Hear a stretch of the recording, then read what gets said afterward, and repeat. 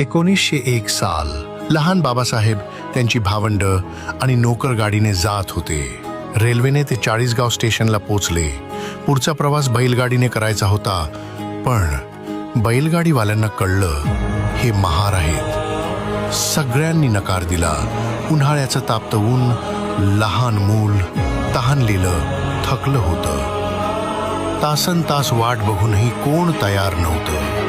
शेवटी एक बैलगाडीवाला तयार झाला, पण त्यानेही स्वतःचा चटईसारखा कपडा बैलगाडीवर टाकला, फक्त अस्पृश्य स्पर्श टाळण्यासाठी. लहान बाबासाहेबांनी तेव्हा अनुभवला होता जात म्हणजे काय.